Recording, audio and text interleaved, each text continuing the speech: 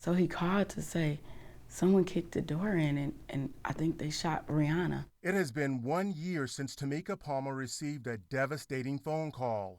And I was like, what are you talking about, Kenny? He was like, and he's crying and he's like, I don't know, but he's like still screaming help and screaming Breonna's name. Palmer says it was about 1 o'clock in the morning on March 13th, 2020, when Breonna Taylor's boyfriend, Kenneth Walker, called. And so I was like, I gotta get up there. I need to go see what's going on with my daughter. But Palmer says at the scene, she was redirected to the hospital. So when I get there, I tell them why I'm there and that I'm looking for my daughter. And so, you know, they tell me to hold on, and she comes back and she's like, well, she's not here. Back at the scene, and nearly 12 hours later, Palmer says the painful truth came during a conversation with a detective. He comes over and he says, yeah, we're almost done and you guys will be able to get in there. And I'm screaming at him like, where's Breonna? Why won't you tell me where Breonna is? And he says, oh, well, she's in the apartment. So I knew what that meant.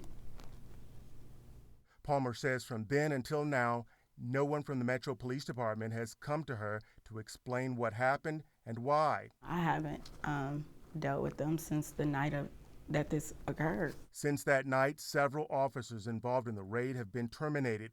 The city passed Breonna's law, which bans no-knock warrants, and paid Taylor's estate $12 million. Do you think that there's been enough of an investigation into the officers who were involved? I'll never really fully be satisfied until justice is served.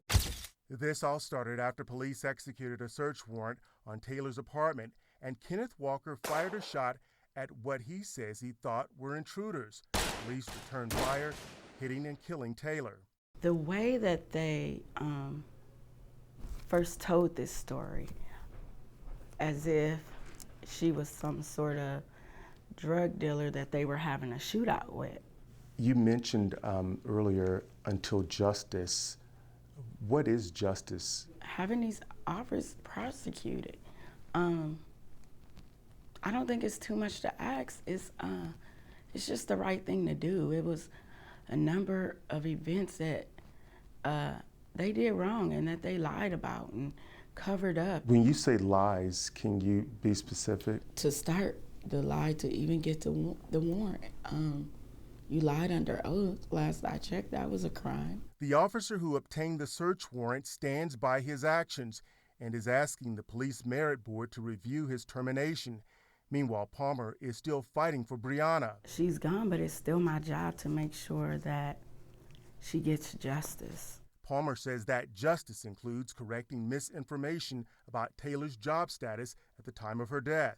Was she an EMT? Was she in nursing school?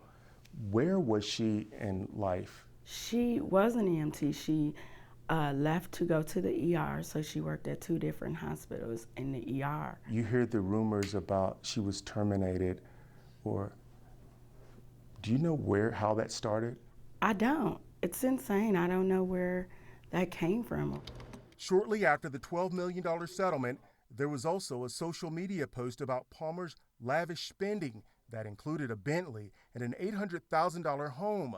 Palmer says none of that is true. Like the day someone decided to wake up and make that up is insane to me. I never cared about the money.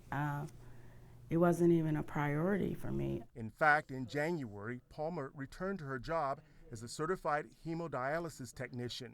My patients missed me and was happy for me to be back. Has that been therapeutic? Oh, definitely.